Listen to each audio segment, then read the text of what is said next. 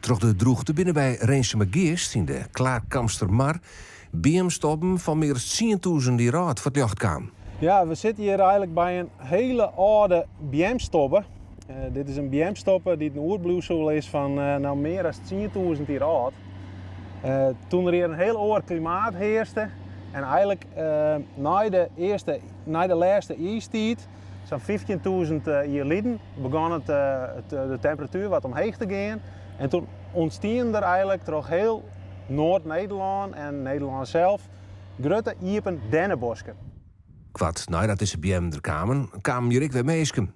En de meesken er mij verantwoordelijk voor dat we ze nou weer zien kennen, want eens had je nog een dik pakket veen op te lezen.